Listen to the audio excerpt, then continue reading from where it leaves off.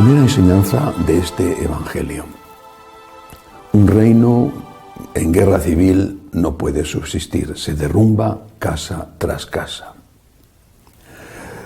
Tenemos que preguntarnos si, además de una advertencia política o incluso familiar, porque también sirve para las familias o para las comunidades, esto no será una advertencia con respecto a la propia Iglesia.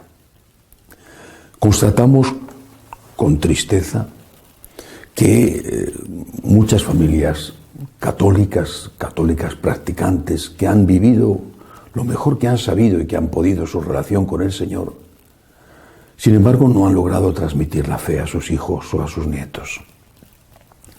Es como si en una casa donde en un momento dado hubo dinero abundante, la siguiente generación esté ya con dificultades económicas y la siguiente esté pidiendo limosna.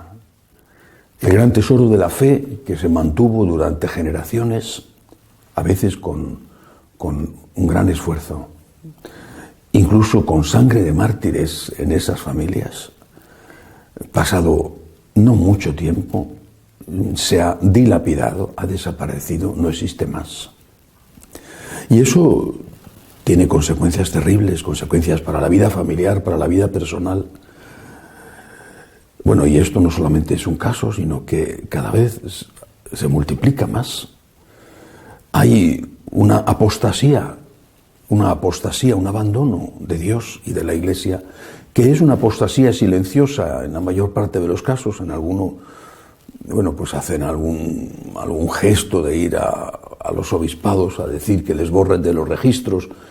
La mayor parte no hace eso, simplemente deja de ir a la Iglesia, deja de rezar. O primero dejan de ir a la Iglesia y después dejan de rezar.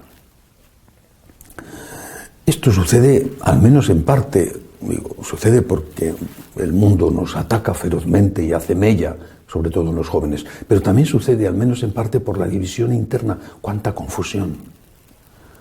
Unos dicen una cosa, otros otra. Unos hablan de fidelidad, yo desde luego me encuentro entre ellos, y otros de novedad y de que hay que dejar atrás el pasado, hay que dejar atrás incluso la palabra de Dios, porque vayas a saber lo que Cristo dijo, dado que no había grabadora. Hay que dejar atrás todo y adaptarse al mundo. Estamos en guerra civil. Eso no es lo mejor, desde luego, para atraer a los que están fuera y para retener, mantener a los que están dentro.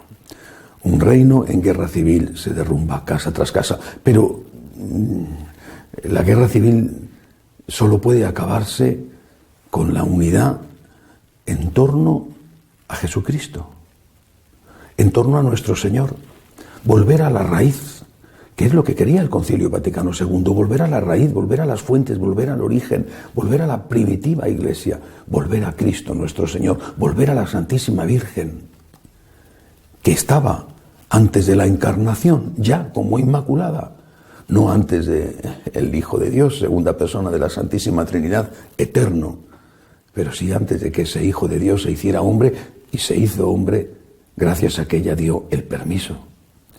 Hay que volver al origen, a Cristo, al amor a Cristo, a la fidelidad a Cristo, a la palabra de Dios. Hay que volver allí donde podemos encontrarnos todos, si es que estamos todavía a tiempo de encontrarnos en algún sitio. La otra enseñanza de este Evangelio, una enseñanza difícil de entender, viene referida a este pecado que dice Jesús que no se va a perdonar nunca. Dice que es el pecado contra el Espíritu Santo. Lo dice, lo vuelvo a repetir. Dice, todo se le podrá perdonar a los hombres, los pecados y cualquier blasfemia que digan, pero el que blasfeme contra el Espíritu Santo no tendrá perdón jamás, cargará con su pecado para siempre. Bueno, el Señor aclara algo a continuación. ¿A qué se refiere? Lo dice el evangelista, se refería a los que decían que tenía dentro un espíritu inmundo, o sea que él era de Satanás. Pero también seguramente se refería a los que decían que él no había sido concebido por obra del Espíritu Santo. Los que niegan que Jesucristo es el Hijo de Dios vivo, Dios vivo, segunda persona de la Santísima Trinidad, Dios de Dios, luz de luz, Dios verdadero de Dios verdadero, engendrado, no creado, de la misma naturaleza del Padre, que es lo que confesamos en el credo. Están diciendo que Jesucristo fue concebido por obra de un hombre, San José o quien fuera, que no es fruto del Espíritu Santo, como le anuncia el ángel Gabriel a la Virgen. El Evangelio lo dice claramente, el Espíritu Santo la cubrió con su sombra. Los que dicen que Jesucristo no es Hijo de Dios, los que niegan la divinidad de Cristo, es el Señor el que lo dice. No podrán recibir el perdón de ese pecado. No sé si arrepintiéndose y confesando de nuevo la divinidad del Señor tendrán perdón, previa, me imagino, penitencia, pero si se mantienen en eso no podrán recibir la misericordia de Dios, cargarán con su pecado para siempre.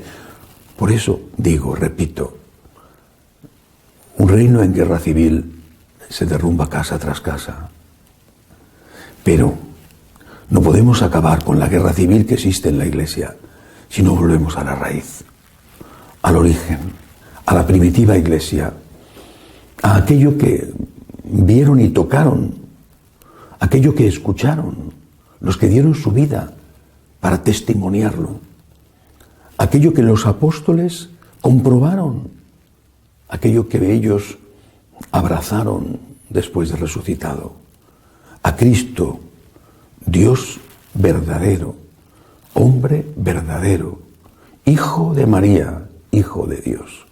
Tenemos que volver aquí a confesar esto con todas las consecuencias, y una de las consecuencias puede ser un poquito pesado, pero creo que hay que repetirlo. Una de las consecuencias es que el mensaje de Cristo, si es mensaje de Dios, es intocable. Hay que confesar la divinidad de Cristo. Hay que confesar que fue el Espíritu Santo el que cubrió a María con su sombra y que no está poseído de un espíritu inmundo, sino que está poseído del Espíritu de Dios porque Él es Dios. Si no, cargaremos con este pecado y con las consecuencias terribles de este pecado para siempre. Que así sea.